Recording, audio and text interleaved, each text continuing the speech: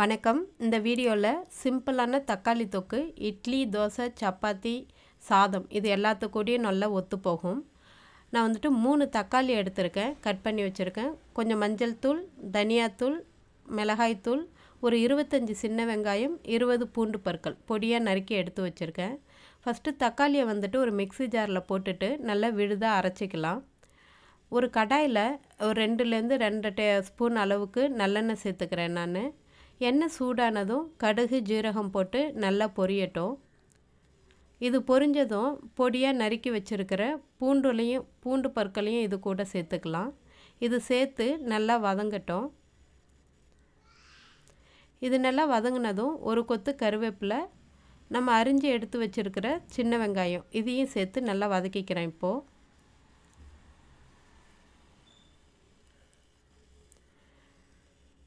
வெங்காயம் நல்லா வதங்கினதும் நம்ம தக்காளி விழுதையும் இது கூட சேர்த்துட்டு நல்லா கலந்து விடலாம். இதுக்கு நான் வந்துட்டு ஏன் வெறும் மிளகாய்த்தூள் சேர்க்குறேன் அப்படின்னா, தக்காளி வந்துட்டு நல்லா புளிப்பாக இருக்கும். அதுக்கு அந்த காரம் கொஞ்சம் நல்லா இருந்தால் தான் வந்துட்டு டேஸ்ட்டு நல்லாயிருக்கும். அப்படி இல்லைன்னா நீங்கள் வெறும் குழம்பு மிளகாய்த்தூளே ஒரு 2லேருந்து 2.5 ஸ்பூன் வரைக்கும் சேர்த்துக்கலாம்.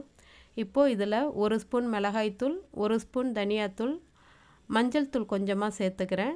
நம்ம சுவைக்கு தகுந்த மாதிரி உப்பு, கொஞ்சமாக பெருங்காயம் இதையும் சேர்த்து நல்லா கலந்து வைக்கலாம்.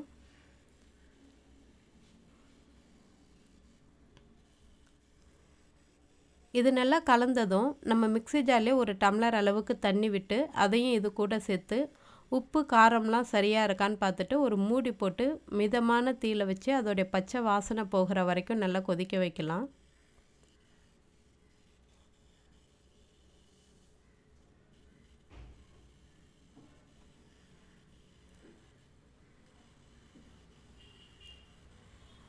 இப்போது தக்காளியோட அந்த மசாலாவோடைய பச்சை வாசனைலாம் போயிடுச்சு.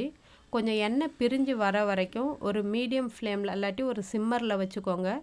ஒரு 5 நிமிஷம் இல்லாட்டி 3 நிமிஷம் வச்சிங்க அப்படின்னா எண்ணெய் பிரிஞ்சு அழகாக வந்துடும். ரொம்ப சிம்பிளாக ஈஸியாக பண்ணக்கூடியது, பட் சுவையும் வந்துட்டு ரொம்ப நல்லாவே இருக்கும். இதை ட்ரை பண்ணி பாருங்கள்.